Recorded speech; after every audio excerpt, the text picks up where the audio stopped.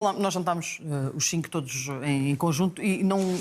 Eu acho que há uma pergunta de uma conversa que surgiu ao jantar que eu acho que tenho que lhe fazer aqui. Que é, o Mister dizia-nos que toda a gente deve treinar uma vez na vida no Brasil. Pela dimensão, pela experiência, porque é uma coisa estratosférica.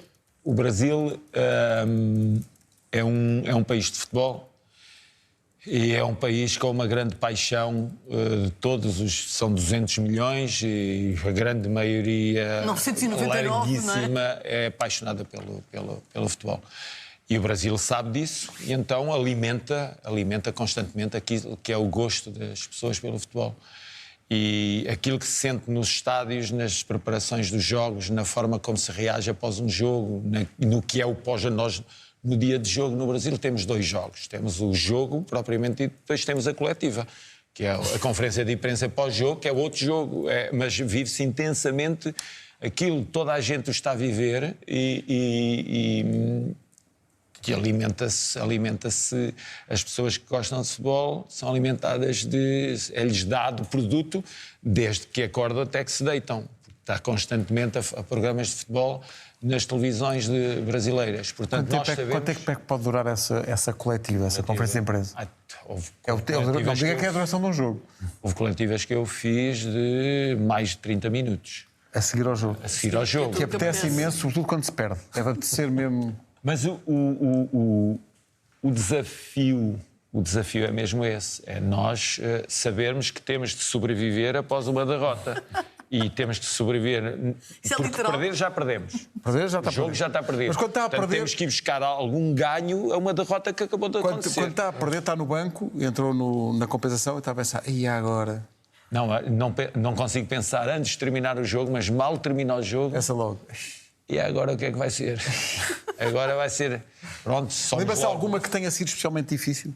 Que se recorde? Sim, a minha última conferência, conferência é muito difícil. É marcante, mas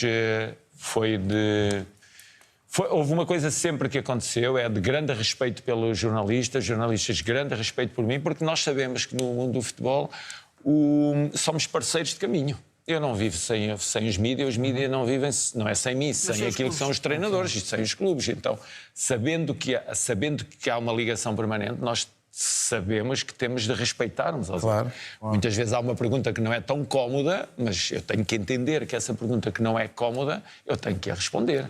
Mas lá é um bocadinho até ao osso. É um bocadinho diferente da imprensa portuguesa. Mas as culturas no mundo é diferente, é o que é. Enquanto eu no Qatar tive conferências, que era o meu diretor de comunicação que me fazia a pergunta, porque não estava ninguém, estava só a Câmara do Clube para depois enviar para a imprensa, ali estavam salas cheias. Deixa-me só, nessa linha. Antes de mais, obrigado pela presença. É um prazer ter-te aqui. Acho que isso é bom. Convosco. Ainda vamos falar sobre uma história de um jogo que vocês os dois para eu, contar. por acaso, gostava de ouvir... Sim. essa história... Ana Dia Friamonte, não foi?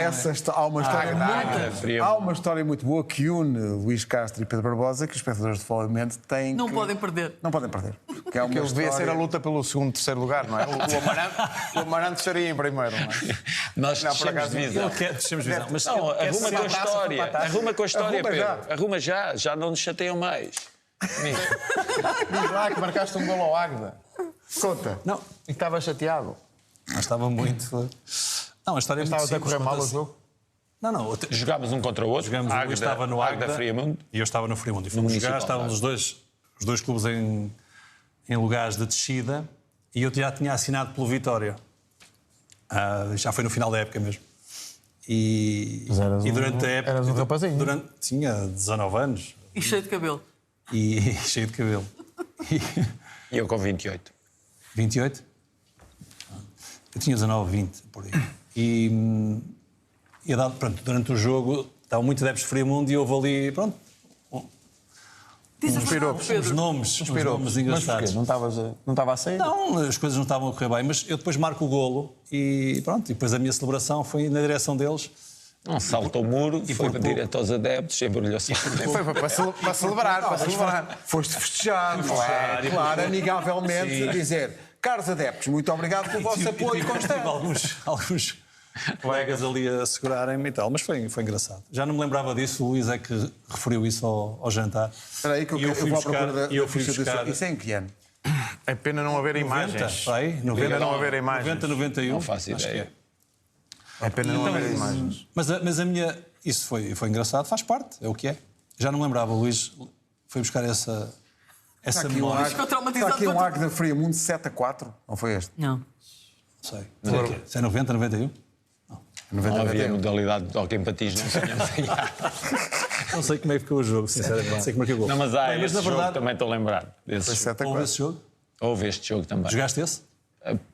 Poderei, acho que sim, eu lembro-me dele, agora se foi ou não, não sei. Mas o Pedro procura. Vou procurar. Não, Já não, vos- Não, após dessa da coletiva, tu fazias um trabalho prévio, é certo, pronto, o teu foco era o jogo, mas sabendo da importância que tem essa conferência no final, havia algum trabalho prévio ou era no momento que tu, depois do jogo, depois do resultado, a tua preparação já era uma coisa natural? Muitas vezes o diretor de imprensa chegava e tentava preparar. Eu sempre disse o mesmo. Não quero saber. Quero partir para a conferência totalmente... Era um desafio. Era um desafio totalmente liberto e sem paredes à minha volta, porque eu não consigo levar coisas para as conferências, para as entrevistas faço de forma igual. Muitas vezes querem-me dar um guião da entrevista. Não, eu quero ser surpreendido e quero falar aquilo que sinto no momento. Ser genuíno. Ser genuíno. Então foi sempre assim. Sempre me guiei pela verdade, aquilo que sentia eu dizia e sempre percorri esse caminho. Mas não me preparava para... Agora sabia, Não sentia saber claramente quem é que lá está, não é? sentia quando entrava, sentia o que é que me esperava. Porque nós... o futebol no Brasil surpreendeu-me numa fase inicial, em que eu chego, vou do Shakhtar, um Shakhtar a jogar bem, com jogadores de Champions League, vou para o Duail e volto a ter ali, não um patamar como é normal, não um patamar de Shakhtar, mas outra vez a equipa a tentar pô-la a jogar bem, chego ali e o que é que eu penso? Vou pôr outra vez uma equipa com jogadores que me são apresentados a tentar ter a posse, o jogo variado de corredor, entra por dentro, entra por fora, vai fora, vai vir para dentro. Foi fácil passar essa mensagem? Ou... Não, chegas a conclusão passada alguns jogos, assim estou morto. Assim estou morto. Aquilo era acelerar. É um jogo muito de transições, eu te preparas para as transições, ou atacas em transição e transição forte, e mantens a equipa segura e bem equilibrada para as transições que aí vêm, então estás morto. Então há que retificar rapidamente um conjunto de coisas. Não há tempo para treinar, né? Não há muito tempo para treinar. Não há Nem há mentalidade para a mudança, não, mister? Não há tempo. Não, mas o bom do futebol é isso. É jogo após jogo. E o que nós temos de bom também é isso, é jogo após jogo. Um jogo não tem nada a ver com o próximo, é mata o que aconteceu. Como nós na nossa vida, não é? Tenho 63 anos. 63 anos da minha vida morreram. Eu já entreguei 63 anos à morte. Eu agora estou interessado com aquilo que eu vou viver daqui para a frente. O que é hoje. Falou aí dos jogos que já foram. Agora fala-se muito, ainda o Ruben Dias disse ainda hoje ou ontem, sobre a carga competitiva que existe hoje no quadro competitivo, com muitos jogos. O Brasil já tem essa realidade há muito tempo. Aquilo não para, não é? Não, mas não para mesmo. É jogos de 2 em 2 dias, 3 em 3. Quando eu digo 2, é 2 de intervalo. 2 de intervalo, apanha sequências de semanas de 2 de intervalo. Eu apanhei sequências quando fui a ver ao fim de 25... recupera e está... Ao fim de 25 fiz as contas, tinha 18 feitos de 2 em 2. Okay. Isso não... Ou há uma base, ou há um trabalho de base. Até que foi aí anterior, que eu percebi, né? Não posso ter só um preparador, tenho que ter 2. Porque tenho um grupo de jogadores que está a descansar e há outros jogadores que está a trabalhar. Eu tenho que ter um preparador, porque agora a minha equipa técnica tem 2 preparadores fixos, por isso mesmo, para eu ter o controle dos grupos que eu tenho que ter. Os plantéis eram maiores?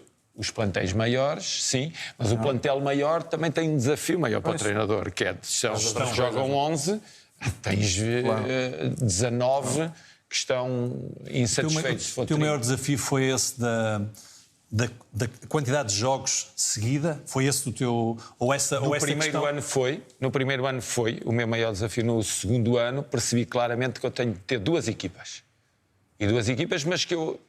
Porque A história diz-nos, aquilo que é a nossa experiência vivida, diz-nos que sempre que nós, e eu vou buscar muito isso aos jogos de taça, quando nós vamos ali mudar 4, 5 jogadores, 3, 4 jogadores, 5, 6, aquilo dá sempre confusão. Normalmente.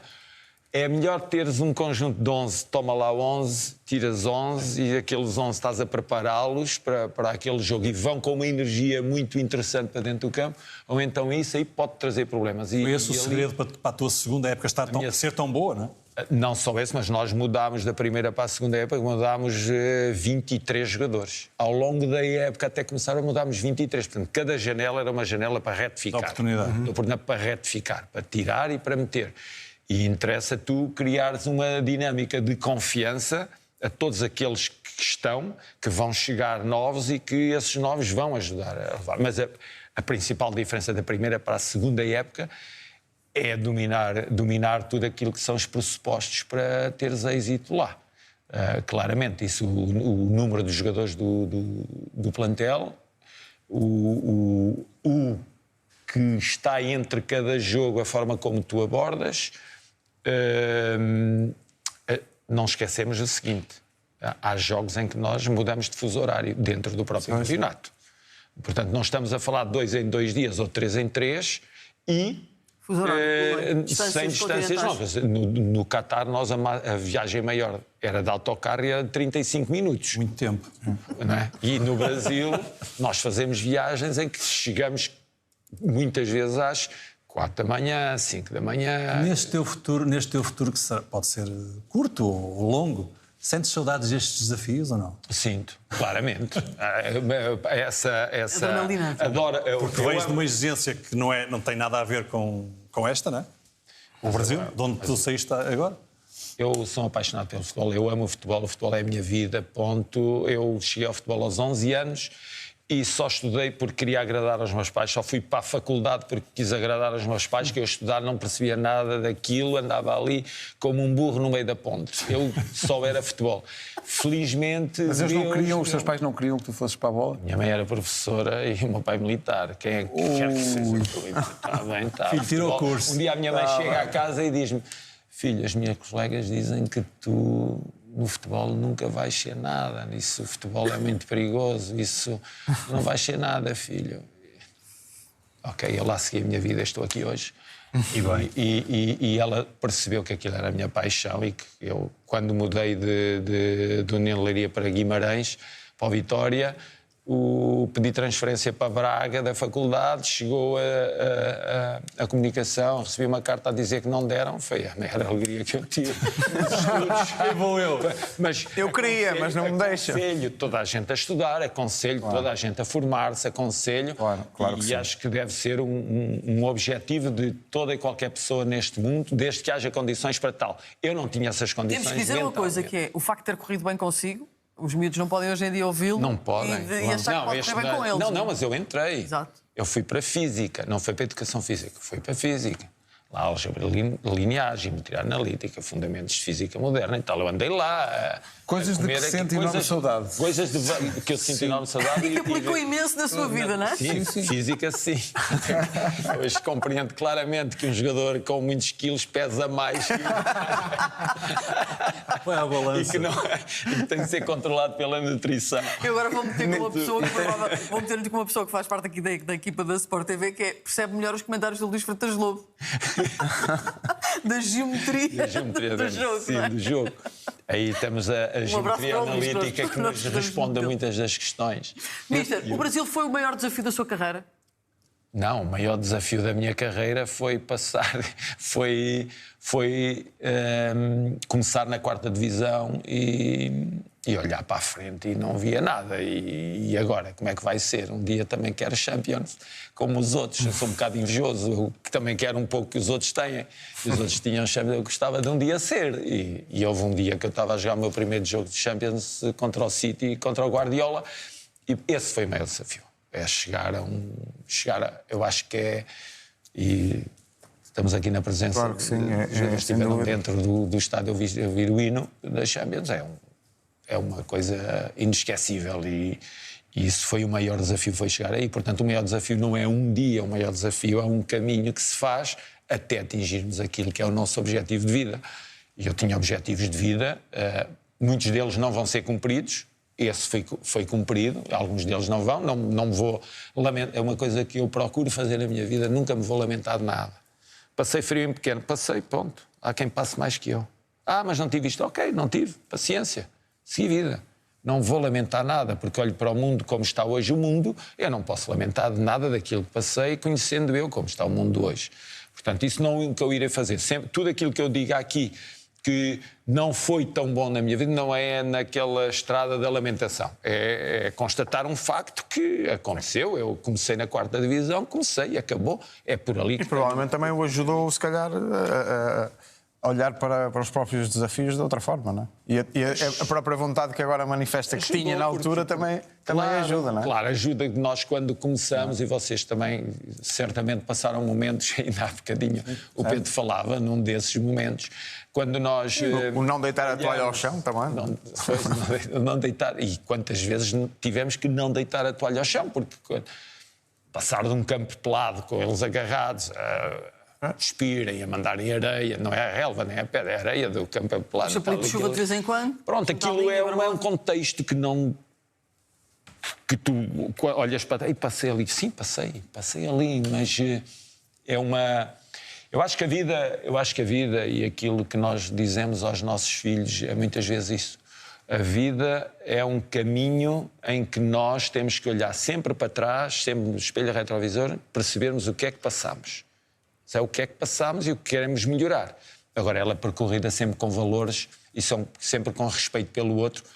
Acho que é muito daquilo que é uma garantia de sucesso, é o respeito que nós temos de ter no nosso dia-a-dia e a confiança que nós transmitimos aos outros e a forma, no fundo, a forma como nós desafiamos cada dia de trabalho.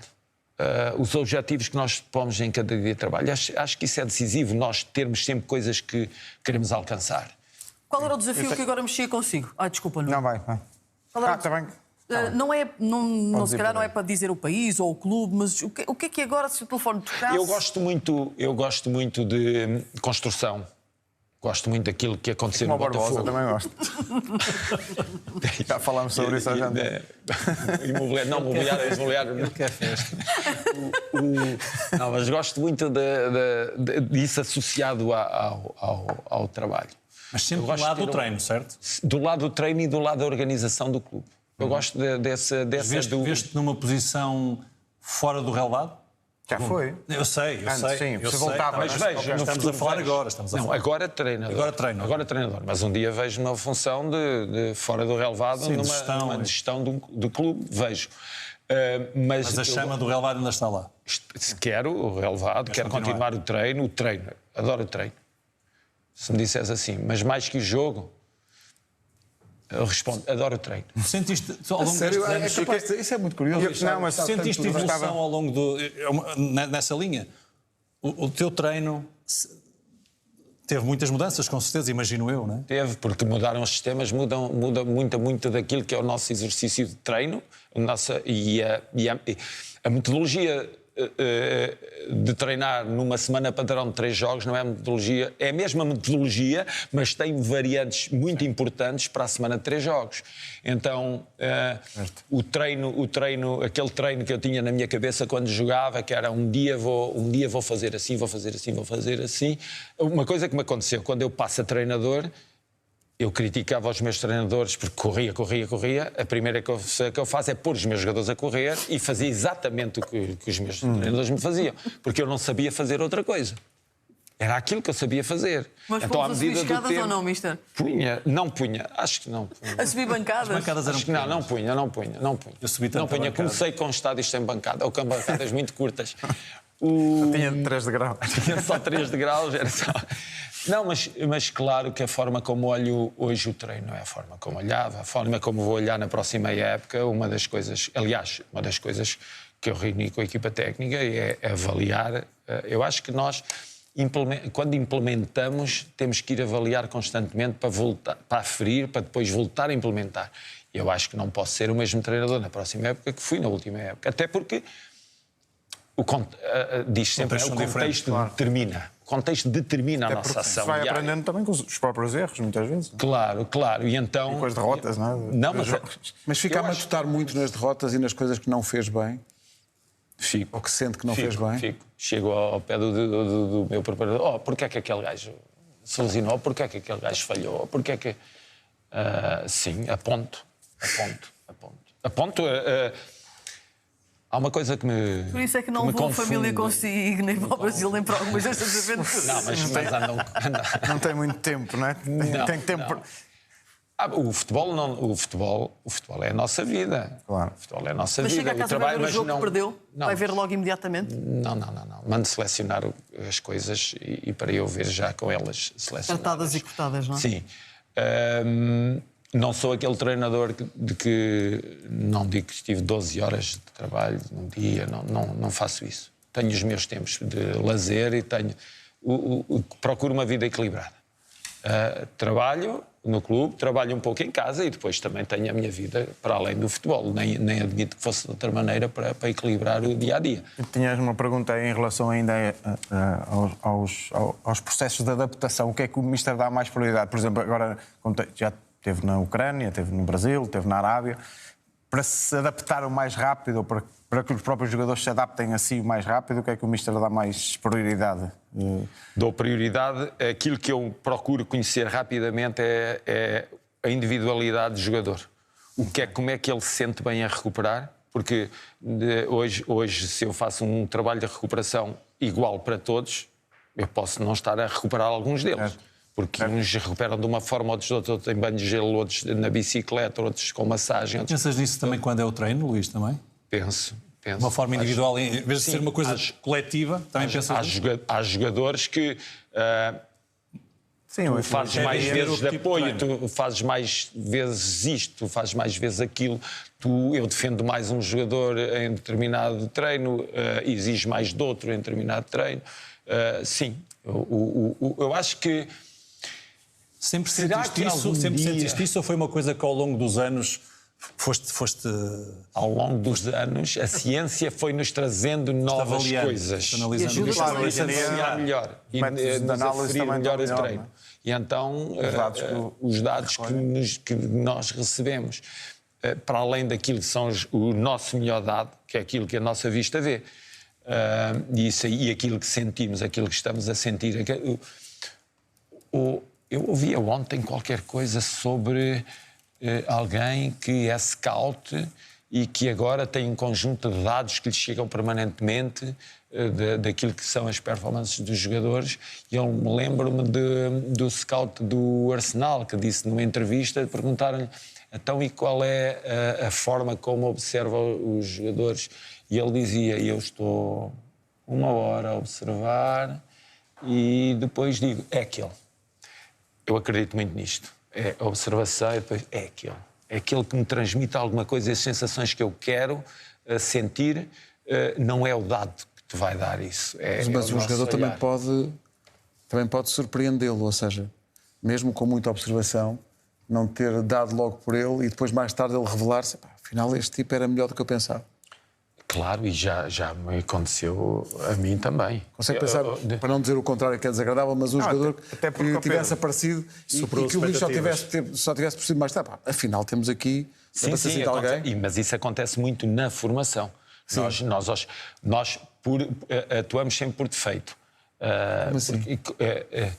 Este jogador, será que vai dar, não vai dar? Ok, fica. Na dúvida fica, não é? Na dúvida fica sempre. Na dúvida fica sempre defensivo com esses jogadores, porque eles mais tarde vêm a revelar-se. Tem assim alguns exemplos de jogadores com quem tenha trabalhado na formação e que depois tenham dado? Há vários, não vou dizer os nomes porque não quero. Pode dizer, não é? Não vou revelar, mas daqueles que o Pedro, eu acho que o Pedro estava a referir aos jogadores séniores, que às vezes tu tragas e que tenha superado a expectativa. Há jogadores que crescem muito ao longo das competições e que se revelam de uma forma fantástica ao longo do... E há outros, inclusive, que só tens um maior conhecimento no dia-a-dia do treino, não é? Porque às vezes no jogo... ok, reconheces a qualidade e vais buscar, se calhar, mas depois no treino em si vês outras coisas que se calhar no jogo não tinhas visto e ficas atenção que não vês isso. É melhor ainda do que nós pensávamos. Isso acontece muitas vezes com os jogadores mais novos. Num Shakhtar acontece com um TT, com Solomon, com um Dodô que teve no Vitória e não jogava comigo. Olha, dou esse exemplo, pronto. Dodô, no Vitória, estive no Vitória e vou do Vitória para o Shakhtar. O Dodô está comigo por empréstimo do Shakhtar, não joga no Vitória. Jogava o Saco, sim, talvez. E talvez vocês. Depois chega lá. E chego lá e o Dodô é titular comigo a época toda no Shakhtar e faz uma época fantástica e depois acaba Ele por ser nunca disse vendido para a para mim. Então, quando Fiorentina. estava lá em Portugal, não contava com. Não. Não diz porque não tem que dizer. Lá não rendia como rendeu ali. Ele deu um salto.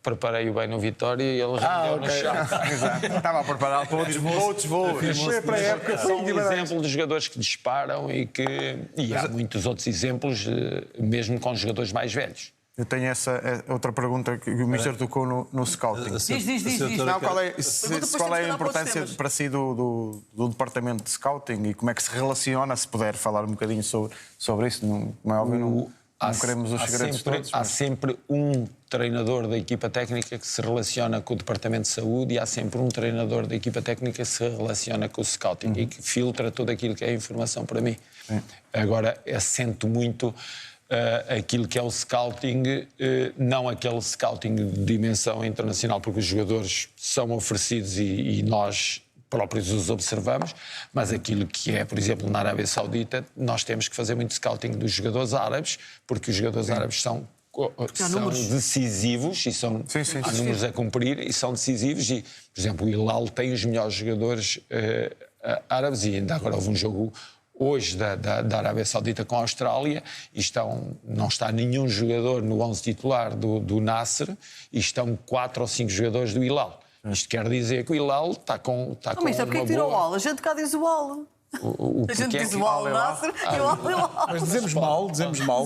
Não, podem pôr o Al onde quiserem. Mas... Sabes que não pode usar o Al. Isto é frase. É tudo junto. É para ler Vamos tudo usar isto junto. numa produção. Podem pôr o bala onde quiserem. É para ler tudo junto. Mas sim, é isso. O scouting é decisivo e um grande departamento de scouting acho que tem um grande exemplo. Sempre se falava, aqui uns anos atrás, do Futebol Clube do Porto, falava-se muito do scouting do Futebol Clube do Porto. Fala-se agora muito daquilo que é o Sporting e do scouting que fez o Sporting. Fala-se muito do scouting. Sempre que há sucesso, vai-se falar do scouting. Então, é inequívoco que o scouting é muito importante.